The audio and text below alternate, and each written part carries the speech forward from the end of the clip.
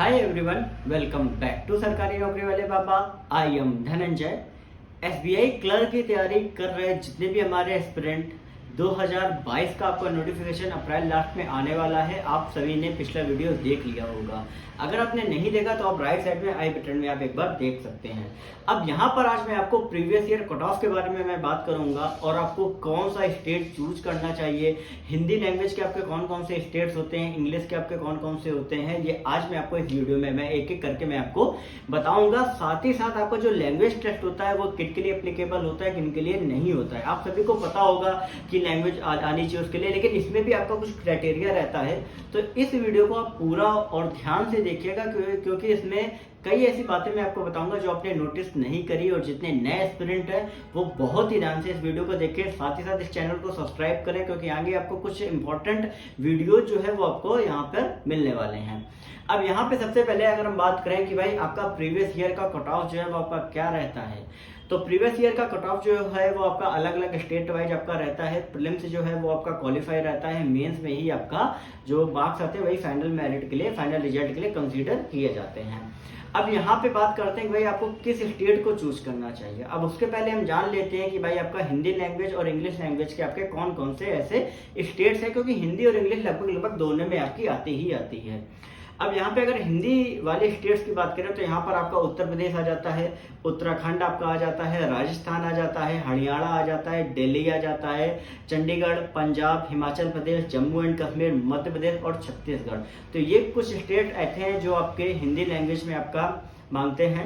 अब यहाँ पे इंग्लिश की अगर हम बात करें तो अरुणाचल प्रदेश, नागालैंड, मेघालय, नॉर्थ ईस्ट में जैसे आपका दिबांग वैली, अंडमान निकोबार और सिक्किम, ये आपके स्टेट्स आपके जो इंग्लिश लैंग्वेज के लिए आपका आते हैं।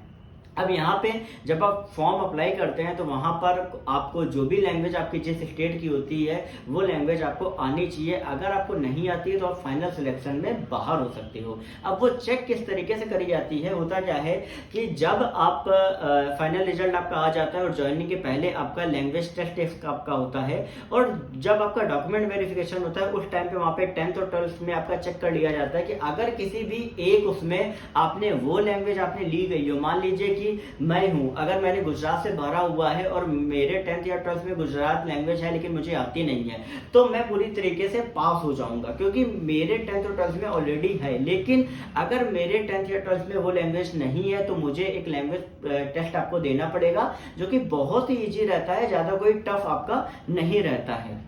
ठीक है, ये चीज आप ध्यान समझ में आ गई कि किस तरीके से आपका लैंग्वेज टेस्ट आपका रहता है। जैसे मान लीजिए कि आपके 10th या 12th में इंग्लिश और हिंदी लगभग सबके इसमें मिलेगी, तो हिंदी और इंग्लिश में जो आप स्टेट्स के फॉर्म स्टेट से डालोगे या कोई भी एक चुनोगे तो वहां पर ऑलरेडी आप पास आउट हो जाओगे, क्योंकि आपका 10th या 12th में एक में तो आपका रहेगा ही रहेगा। ठीक है, अब यहाँ पे बात करते हैं कि भाई कौन से स्टेट ऐसे हैं जहां पर आपकी कट ऑफ जो है वो आपकी कम रहती है, किस तरीके से वैकेंसी जो है वो आपकी लास्ट ईयर आपकी आई थी। तो मैंने आपको ऑलरेडी बताया कि लास्ट ईयर आपकी 5000 आई थी, इस बार लगभग 4300 के करीब आने के आसार है। अब लास्ट ईयर अगर हम बात करें तो लास्ट ईयर सबसे ज्यादा जो आपकी वैकेंसी थी वो आपकी गुजरात स्टेट में थी, और जिसके लिए आपको गुजराती लैंग्वेज आपकी रहती है। फिर आपका थी महाराष्ट्र की थी, फिर आपका थी तमिलनाडु की थी, फिर वेस्ट बंगाल की आपकी थी। ठीक है, वेस्ट बंगाल, फिर आपका राजस्थान थी, फिर तेलंगाना थी। ठीक है, इनमें से गुजरात में 902 वैकेंसी थी, महाराष्ट्र में 640 थी, तमिल में आपकी 403, वेस्ट बंगाल 273, राजस्थान 175, तेलंगाना 275। इस तरीके से सबसे ज्यादा जो वैकेंसी वाले स्टेट्स है वो मैंने आपको कुछ बता दिए। ठीक है, अब इनमें आप देख सकते हैं कि हिंदी और इंग्लिश के अलग अलग कौन से स्टेट्स हैं। अब यहाँ पे अगर हम बात करें कट ऑफ की, तो पहली चीज आपका जो प्रीवियस ईयर का पेपर था वो कहीं ना कहीं आपका बहुत इजी पेपर आया था। लास्ट ईयर के अगर हम पेपर से देखेंगे तो ओवरऑल पेपर पे सब कुछ कट ऑफ का डिपेंड करता है। फिर भी अगर आपकी किसी भी स्टेट में वैकेंसी ज्यादा है तो कहीं ना कहीं वो आपकी वहाँ कट ऑफ जो है वो आपकी कम रहती है। लेकिन डिपेंड ये भी करता है कि उस स्टेट के लोग जो है वो कहीं ना कहीं गवर्नमेंट या बैंक्स के जॉब के लिए फॉर्म भरते हैं या नहीं भरते। जैसे गुजरात में आपकी सबसे कम कट ऑफ, जो लोवेस्ट कट ऑफ गई थी वो आपकी गुजरात में गई थी, वो आपकी थी 64.5 आपका प्रीलिम्स में। ठीक है, अगर हम बात करें यही कर्नाटका की तो 64.25 गई थी, फिर आपका तमिल में 61.75, महाराष्ट्र में 66.25, अगर इसी तरीके से हम बात करें राजस्थान में 77.75, तेलंगाना में में 73.75, ये तब गई थी जब आपका पेपर इजी आया था। और अगर हम बात करें कि हाईएस्ट कट ऑफ आपकी प्रीलिम्स में लास्ट ईयर क्या गई थी, तो वो गई थी दिल्ली की, जो आपकी 100 में 83 मार्क्स की आपकी थी। ये आपकी प्रीलिम्स की कट ऑफ है। तो एक चीज आप ध्यान कर लीजिए कि अगर आपका पेपर इजी आता है तो आपको लगभग हर किसी भी सूरत में 80 प्लस तो स्कोर करना ही करना है, अगर आपको प्रीलिम्स में जगह बनानी है। ओके, अब बात करते हैं कि भाई मेंस के, क्योंकि मेंस के मार्क्स जो है वो आपके कंसीडर किए जाते हैं। अब मेंस की अगर हम बात करें तो यहाँ पर गुजरात में आपका सबसे कम कट ऑफ गई थी, वो आपकी थी 87 गई थी। फिर आपका इसके बाद वेस्ट बंगाल की 95 थी, तमिल की आपकी 90 थी, महाराष्ट्र की 88 थी, राजस्थान की 94 थी और तेलंगाना की भी 94 थी। और ये जो मेंस की कट ऑफ वो 200 में आपकी कट ऑफ जो है वो आपकी काउंट होती है, प्रीलिम्स की आपकी 100 में आपकी काउंट होती है। अगर हम बात करें कि मेंस में सबसे हाई कट ऑफ जो है वो आपकी किस स्टेट की गई थी, तो वो गई थी आपकी हिमाचल में, जो कि आपका 200 में 99.5 गई थी। और ये जो दोनों कट ऑफ मैंने प्रीलिम्स और मेंस में हाईएस्ट बताई वो जनरल कैटेगरी में आपकी कट ऑफ है। एक फैक्ट आप और जान लीजिए कि यहाँ पर जनरल कैंडिडेट्स की जो कट ऑफ है और ओबीसी की कट ऑफ है लगभग आपकी बराबर हर लगभग स्टेट्स में आपको देखने को मिलेगी। लेकिन यहाँ ईडब्ल्यूएस वालों के लिए एक थोड़ा सा बेनिफिट है कि ईडब्ल्यूएस वालों की जो कट ऑफ है वो जनरल और ओबीसी से तो थोड़ा सा आपकी कम रहती है।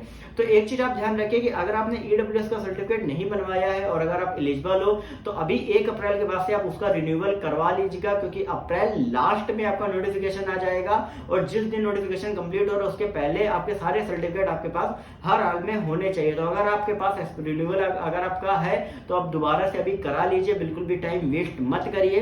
ठीक है, तो ये मैंने मेन चीजें आपको बता दी है। बाकी ओवरऑल कट ऑफ के लिए आप टेलीग्राम ग्रुप पे आप ज्वाइन करिए, वहां पर ओवरऑल कट ऑफ की पीडीएफ डाल दी जाएगी।